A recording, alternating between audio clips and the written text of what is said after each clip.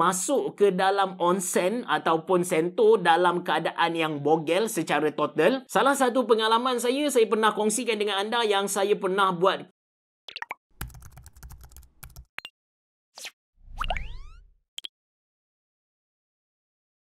Assalamualaikum warahmatullahi wabarakatuh. Selamat datang ke channel Ashraf Jeffrey. Dalam channel ni saya just nak kongsikan pengalaman dan juga pendapat peribadi saya. Kali ni saya tak guna mikrofon ni sebab saya urgent sikit. Dalam banyak-banyak komen ada dua topik yang selalu orang tanya saya. Yang pertama tentang puasa dekat Jepun, which is yang ni saya nak simpan dulu. Dan yang kedua orang minta saya cerita tentang kolam air panas dekat Jepun. Maybe ramai orang tengok kolam air panas dalam drama, dalam anime, lelaki dan juga perempuan bercampur.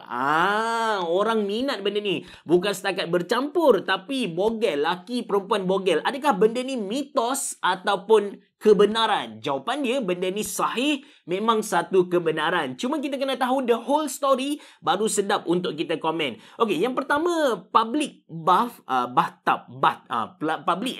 tempat mandi public dekat Jepun ni, Jepun memang ada satu tempat mandi public. Kalau kita belajar sejarah, kita akan tahu tamadun Rom, dia ada tempat mandi public kan. So, Jepun pun sama, dia ada tempat mandi public yang mana mereka bukanlah shower biasa macam kita, tapi dia kolam air panas dan di luar shower lah. Okey. Untuk masuk tempat public macam ni kita panggil dia sebagai sento. Satu lagi kita panggil dia sebagai onsen. Sento ni yang kita kata dibuat oleh manusia, manakala onsen ni dia lebih kepada nature lah. Dia lebih kepada benda tu memang dah ada dekat sana. Onsen biasa kita jumpa dekat hotel pun ada, dekat resort pun banyak, dekat tempat ski pun banyak, tapi sento ni kita boleh jumpa dekat mana-mana. Biasanya kita akan nampak ada bendera warna biru ataupun merah yang gambar macam ada gambar air panas dan dia ada kanji. Kalau lelaki otoko punya kanji, kalau perempuan onna punya kanji lah. Tapi kalau let's say anda tak pandai baca kanji tulisan Cina tu,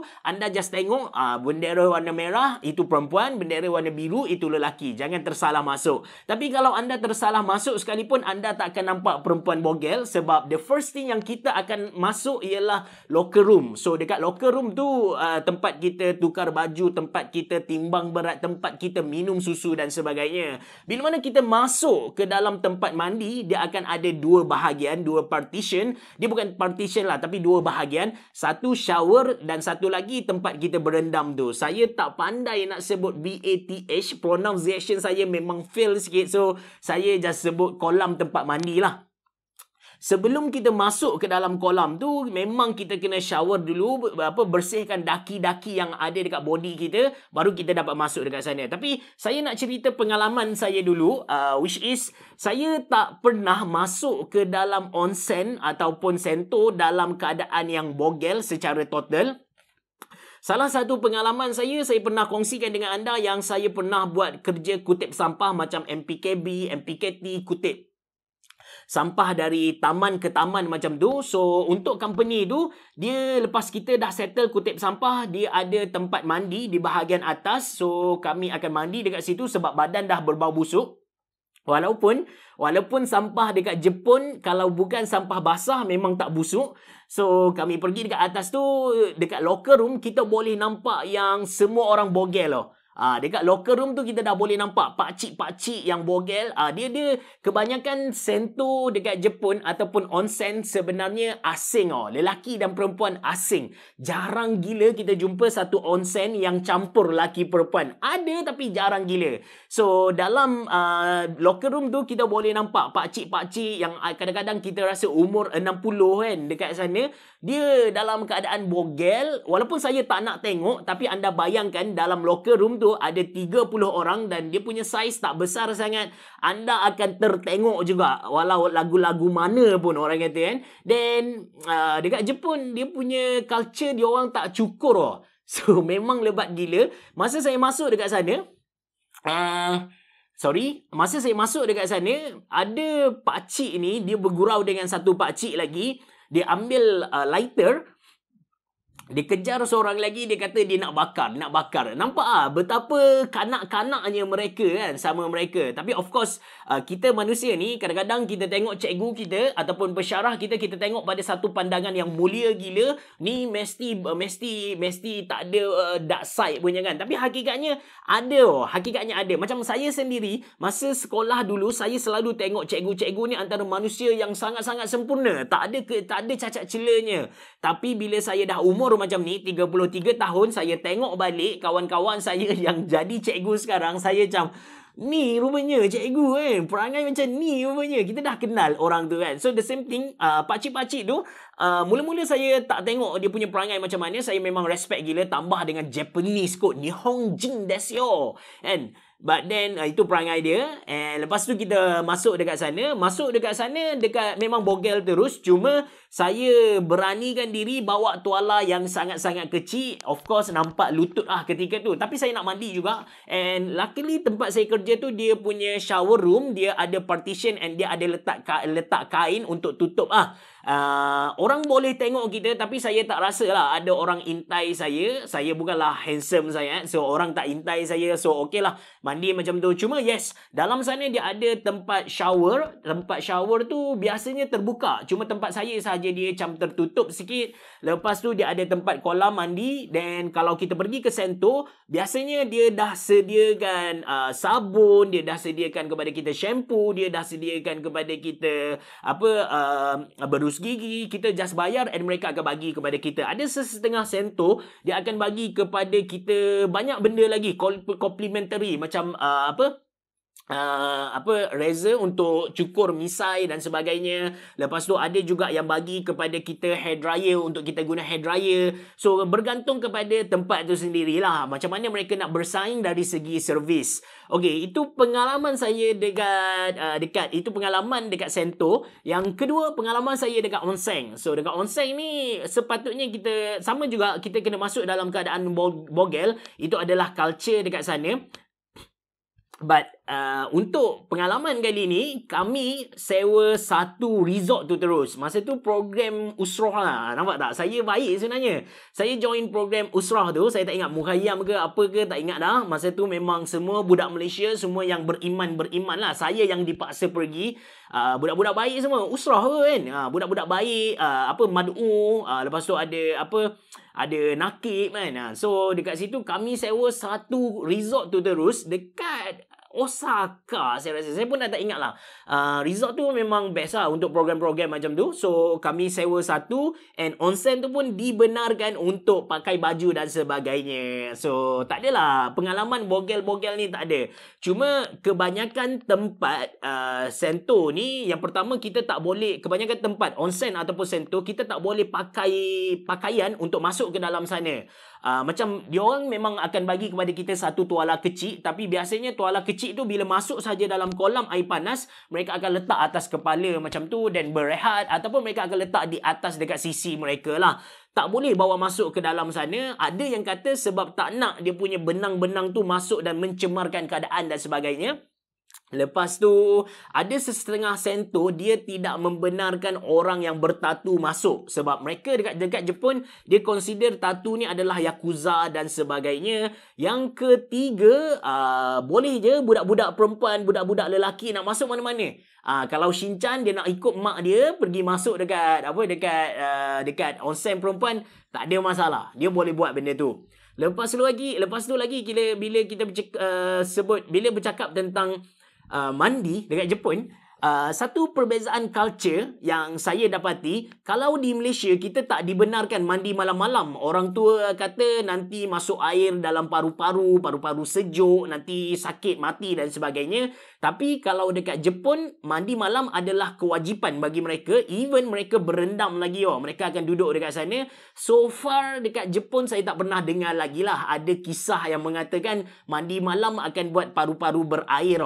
So mungkin benda ni berlaku dekat Malaysia sahaja. sahaja. Saya tak tahu kesahihan betul tak mandi malam tu boleh menyebabkan paru-paru masuk air ke tak. Tapi yang pasti saya masih amalkan benda yang sama. Sebelum tidur dalam pukul 1 ataupun pukul 2 pagi macam tu saya akan mandi. Saya memang tidur lewat malam. Pukul 2.30 macam tu saya akan tidur lah. So malam lepas settle kerja semua barulah saya mandi. And so far alhamdulillah saya tak ada masalah dari segi paru-paru. Even masa saya kecil saya ada asma yang sangat-sangat kuat, tapi besar ni dah tak ada lah. Benda tu dah tak ada. Itu satu perbezaan culture. Dan di Jepun, kalau kita tak mandi pun, dia tak akan menyebabkan kita bau busuk.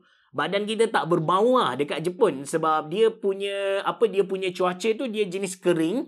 Kalau dekat Malaysia kita jenis lembap, so kita senang berpeluh dan sebagainya. Di Jepun, kalau anda main futsal di tengah malam, anda akan rasa sakit-sakit di liang roma sebab anda nak berpeluh tapi liang roma tak terbuka. Itu apa yang diceritakan kepada kami. Tapi yes, bila kita main futsal dekat sana ataupun kita bersukan, memang susah nak berpeluh and rasa sakit di liang roma kita ni.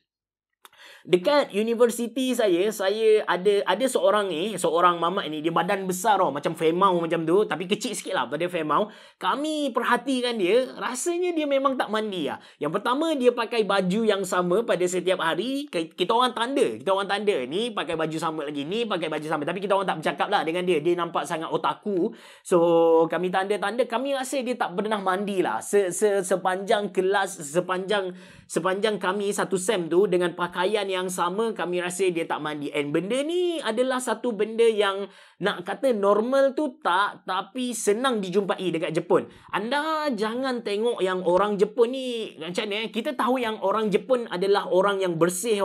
Kalau kita pergi dekat sana, kita nak cari tong sampah memang susah gila, tapi dia punya jalan tu boleh jilat. Nak kata bersihnya mereka punya jalan lah kan. Even ada viral satu banjir dekat Jepun, dia punya air tu jernih gila kalau nak dibandingkan dengan Sungai Kelantan ataupun air Kelantan lah. So itu level kebersihan Jepun. Tapi the dark side of them ialah kalau anda masuk ke dalam rumah mereka, untuk sesetengah orang ni kan, possibility anda jumpa manusia-manusia macam ni tinggi. Mereka sewa satu rumah, duduk seorang diri, tapi sampah tak pernah buang. Sampai level ada dalam dalam Banggumi Jepun, dalam program TV Jepun, dia pergi terjah satu rumah tu. Rumah tu ada 2 bilik. Satu bilik dia tu dia jadikan store sampah, penuh dengan sampah dekat dalam tu. Kenapa dia boleh terjah tu? Sebab ada jiran bagi tahu rumah tu busuk dan sebagainya. Dan satu lagi dia buat tidur. And benda ni sangat-sangat nak kata normal pun tak, tapi di Malaysia kita tak dengar cerita ni. Kalau ada pun dia dalam kes yang terpencil, tapi di Jepun senang untuk cari kes-kes macam ni.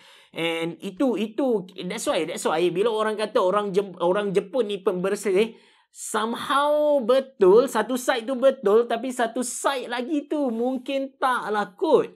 Saya punya pandangan macam tu. Tambah dengan yang saya cerita tadi, culture tak cukur bulu tu.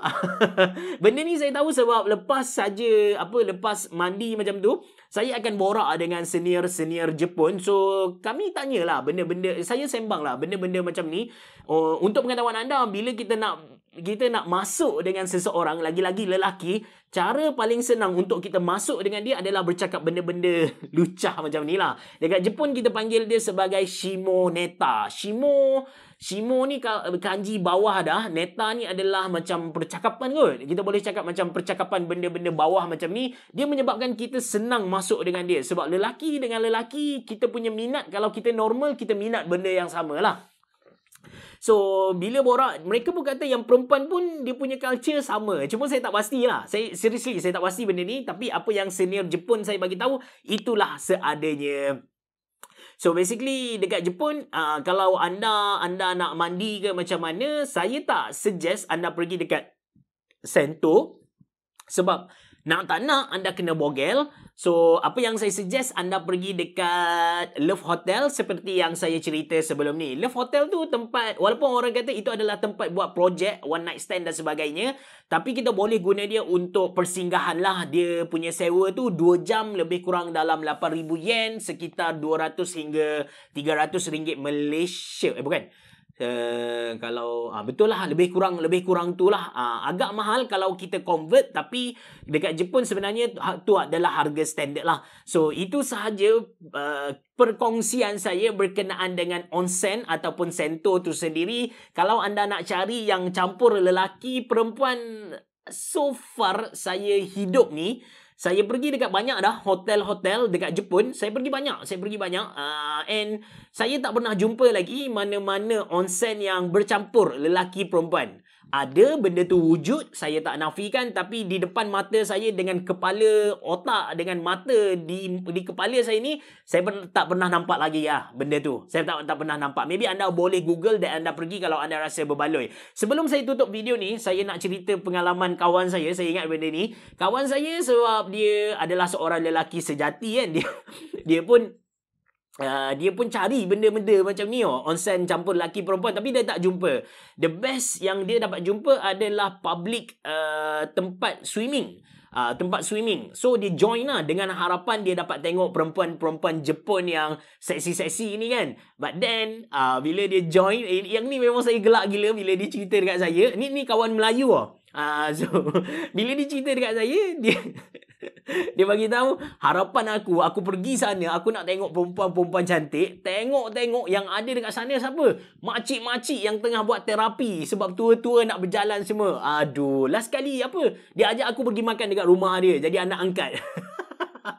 Sampai sekarang saya ingat lah benda ni. Memang bagi saya lawak gila, seriously. So itu saja untuk video kali ni. Kalau ada apa-apa yang anda nak tahu tentang Jepun, anda boleh tulis dekat ruangan komen di bawah. Saya reply lambat sikit, but yes, saya akan reply, ataupun at least saya akan baca dan bagi love sikit lah untuk tahu apa yang anda nak tahu. Itu saja dari saya. Assalamualaikum warahmatullahi wabarakatuh. Berabah. Jumpa lagi.